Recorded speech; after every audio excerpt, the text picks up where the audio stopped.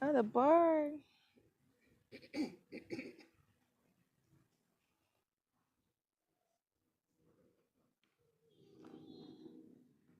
Hello, everyone. I'm Avenella. I am preparing to run as an independent island-wide candidate in our next upcoming general elections, God's willing. Throughout the rest of this year, 2024, I am going to be doing some lives, one each in every district in our beautiful island.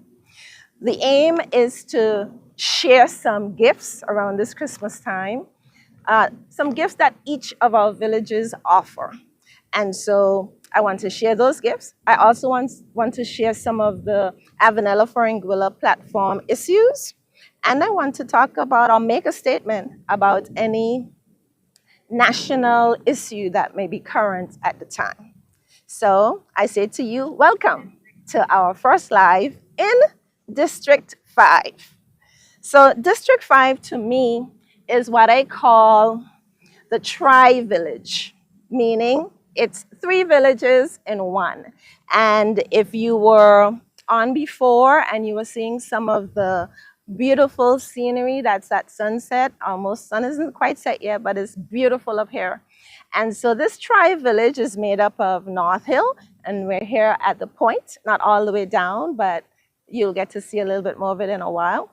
And it is made up of South Hill over there to my left, and then, of course, the beautiful sandy ground in the middle. Sandy ground, to me, I believe, is the smallest village in Anguilla, I believe. But to me, it's also the most important village in Anguilla. Now, no, no, no, no. Hear me out. Here's why I say that. I say that because there are on three levels only. We have the economical, we have the social, and we have some historical significance for Sandy Ground that probably elevates it a little bit. All villages are great, of course. But for Sandy Ground, first of all, historically, when the British came into Anguilla, their first touchdown was in this bay. Logged in our historical records is the fact that he said, I see a hill on the north. This is the captain's logbook. I see a hill on the south, and there's a lake in between. We know today that lake is our salt pond.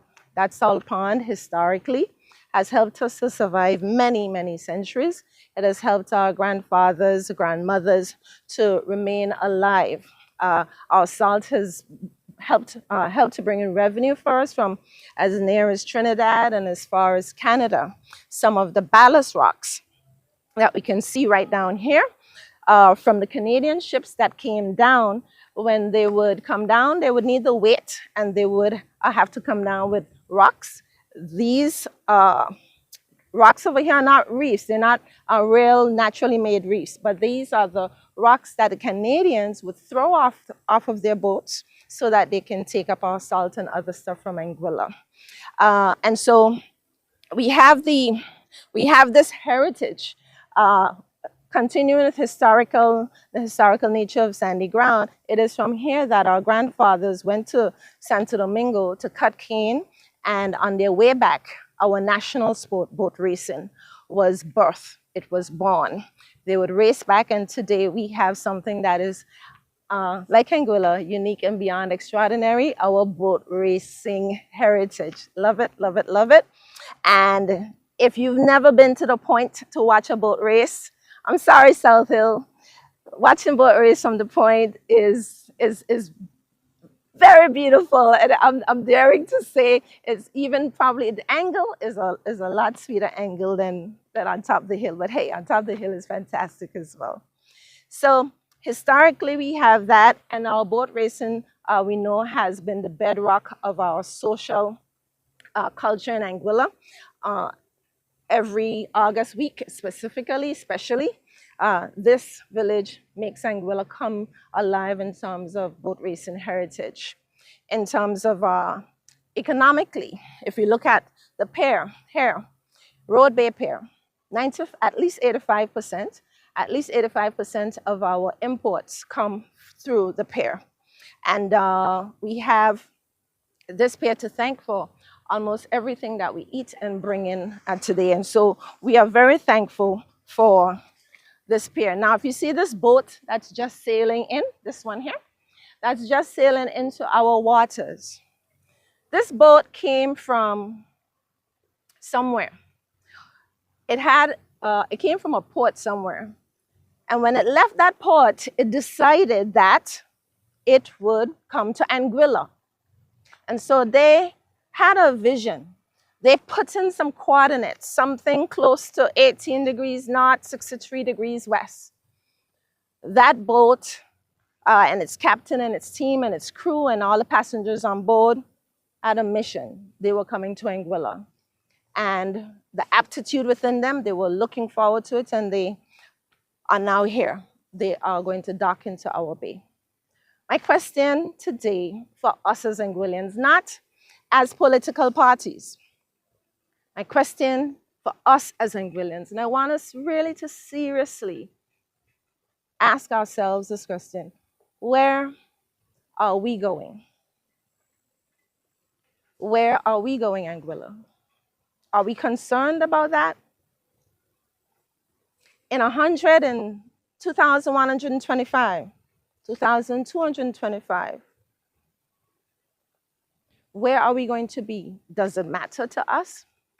I'm not asking about, what your political party is going to do. I'm not asking none of those political questions. I'm asking a country question.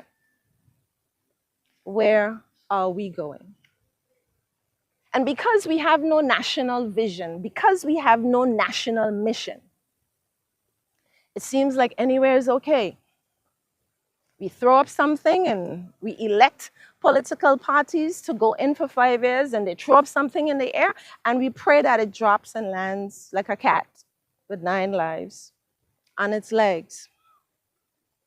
I think we as Anguillians have too much of a history and a heritage of strength and endurance to continue living like this. I think we have too much common sense, and I think we also have too much intellectual sense to continue to have a nation that's just que sera, sera. It seems as if we are building our country in a manner we don't even build houses nowadays. We are building our country without a plan, without a long-range plan. We are building our country like we're running blocks without batter boards, just in order so that we can say we did this and we did that and our political party did this. Aren't we as a country, as a whole, bigger than an individual unit of a party or a person or a name, or getting your name on top of some award? It's sad that we are here. In 1967, one of the things we should have done, could have done, would have done was, project a plan for the next 50, 100 years. It wasn't done, but the question is, we are here now. And why can't we come up with a vision and a mission for Anguilla to go along with our strength and endurance motto? Well, it's going to call for work. Some people don't want to work. It's going to call for working together. And fewer people want to work together, which is sad. And our generations to come are going to pay for it. The generations back then, they suffered so much and they endured so much so that their Anguillian children and grandchildren can have a better life. And right now, it seems as if we're just concerned about us here and now. And once we eat, drink, live, and have a house to put on our heads in, we are okay. And that's not right. And we know it's not right. So I'm asking us as a people to determine and to push whatever buttons and to do whatever we need to do in order to get a vision and a mission. We already have a motto. With that vision and mission, this sunset is so beautiful. I have to let you see it. So I'm going to ask the cameraman to pan. But with our vision and mission and motto, what it will do is it will then, we will then cause all political parties would then have to present during election campaigns their plan for ensuring that the vision and the mission and the motto of Anguilla, that the people of Anguilla created and formed, that they are living up to, and that they will be the best producers of what our vision and mission entail. But right now we have anything goes. The people who own the government, we are the government. We are the bosses of the government, but we don't act like that sometimes. We act as if we are the tail being wagged. But if we, the people, can say our government in Anguilla, not party, anything like that, our government institution in Anguilla, our country will be run by a vision and a mission and a motto, which all political parties then have to line up with and produce and campaign to the people on these grounds that we will, these are the grounds by which we are going to ensure that our vision, mission, and motto are upheld by building this, by doing this, by doing this. And then we, the people, when we go to the polls, we know what we are voting on, so that when we are surprised by parties not keeping their word, then there's another election date that will be set, and we will decide what then. Currently, we have about 6 ministries in our government system in Anguilla, governmental system. We have over 40 departments under those 6 ministries. I am almost absolutely sure that every single ministry and every single department has a vision, mission, and motto. The government institution, the government the government that is elected, they ensure that each of these ministries and departments are run by such a framework. Does that seem kind of right to you? That the government can say to its lower levels, you must have a vision, mission, and motto. But the government in our country itself doesn't have one. Somehow that there doesn't seem right. My last place of employment was at the ALHCS, and I can tell you that since Irma, dealing with a shift system, dealing with COVID and everything else that you have to deal with in schools, the ALHCS has championed its vision, mission, and motto, and I can dare say that, especially the work that Mrs. Rita Celestine Carty did in ensuring that everything that we did lined up with our vision, mission, and motto, has kept the ALHCS not only alive, but in those last years, in the years since Irma to now, the ALHCS has succeeded not only in local levels, but on national levels as well. And its students continue to go abroad and do well internationally. So I'm saying to you, Anguilla, and I'm here in District 5 on this first live, and I'm saying we have to come to terms with ourselves, and let's face ourselves. Let's ask ourselves, where are we going? Our old people would say, and if we can pan again to the sunset, the ship that's not guided by its rudder, the rocks are going to pick it up. And the Bible says, and we know this one, without a vision, people perish. We're standing right now on this hill, the point, and my cousin, and I like to pay tribute to her, she passed away recently, and my mom, they would walk up the sides of this hill. There was a lot of land just below us, but there's no land now, it's sea. And they would come to the point almost every evening such as this, and they would light a light. Here, it was a beacon on this hill. As teenagers, as girls, that was their job. And that was a marker for when ships were coming in. Right now, Anguilla, that marker used to stop ships from hitting these rocks down here on the point. It would stop them from coming into the land and being a wreck. And that's what the vision and mission that we have that we could have would do for us. It would stop us as a country from going down the wrong path, from implementing policies, from establishing laws, building certain things that do not align with the vision and the mission of our island. So I'm asking you to reach out to your representative, reach out to everyone who is running in your district and ask them, what's your vision? What is your take on having a national vision and mission? And where are we going in 100, 200 years? Ask each of them that. Because if a leader doesn't have a vision for the country they're leading or even the institution they're leading, then the question is, are they truly leaders? Miles Monroe says no. Leadership is not possible without a vision. So our country, you can basically say, is not being led. I'm hoping that that can change. And it's not for them to change it who are elected or in power.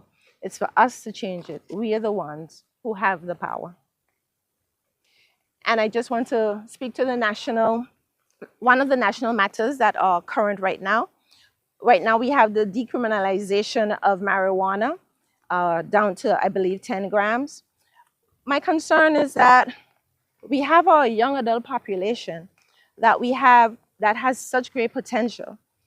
And with such a policy, it seems as if permission is granted for, you can use 10 grams and then go and get another 10 grams and then go and get another 10 grams and then go and get another 10 grams, just as long as you do not get caught with no more than 10 grams.